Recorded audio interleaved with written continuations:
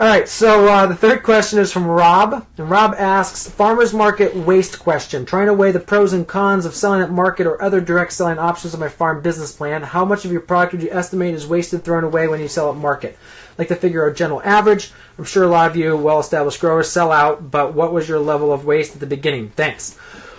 Well, great question, Rob. It really comes down to market channel assessment, too. So, what channels are you selling at your farm, and what's the efficiency of them, too? So, we sold wholesale, we sold retail, we sold farmers markets, and we really kind of had all different metrics for them. So, for us, wholesale was lower on our priority list because they weren't going to guarantee to buy that product, and if you get a guarantee wholesale account, they're going to buy X amount of product every week, that's great, but you also have to make sure you produce over that, because if you undershort them some weeks, they'll probably be a little upset. So that's one of the problems with that kind of sales. For us, farmers market, we always try to have 10% extra at the stand, and the reason for that is we always wanted our stand to look beautiful at the end of the market. And so even when we were, a large farm there, 12 years, and we were moving, $3,000 to $4,000, even $5,000 worth of product every week, we still would be taking home between $300 and $600 worth of product because we wanted the stand to still look good at the end of the day.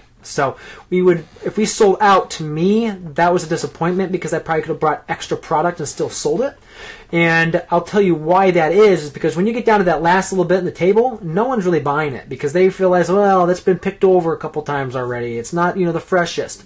But still having a little bit of a pile there and still stuff looks good, you're still going to keep your customers coming right up to the last couple minutes of the market and buying. So, always think about where you can take product into the market. So one thing we would do is we had a couple of restaurants that we said, hey, our normal price of salad makes X. We know you're not going to pay X, but if we sell it to you for Y, and only at the end if we have it at the end of farmers markets, and then you do a farmers market special salad, we'll give it to you at X price. And then they list on the menu and that kind of stuff. So if you have a chef that will do that flexibility, that's a great place to be.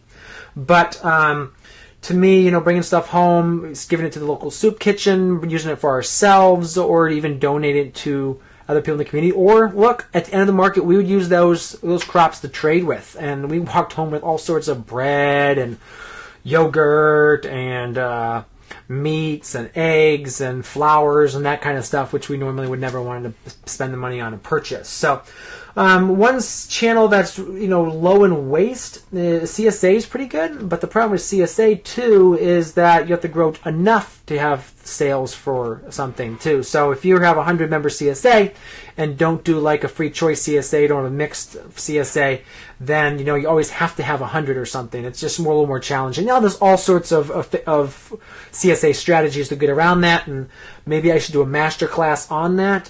So if you'd like us to do a master class on just CSAs and how those work, definitely feel free to put a comment below, and we'll try to get one of those going in the next week or so. All right, so we will see you all tomorrow, hopefully at some point. Again, I'll be traveling all the day, so not sure where my internet will be and what we'll have, but looking forward to catching up again. And feel free to leave us a comment below. And if you're interested in us doing a little bit more on the market channel assessment and how we kind of differentiate between different channels and what we want to spend our money on, and where we want to put our resources to, comment below, and we will try to tackle that. All right, you all have a good night, and they don't think I mentioned this at the beginning of the day, but I just put my daughter down before I came down here, and I gave her my toothpaste instead of her toothpaste. So I put the toothpaste in her mouth, she started brushing, and then she just started spitting and sputtering. Yeah, it was a super minty stuff, so I'll get the Bad Parent of the Day award. So, all right, you all have a great night, and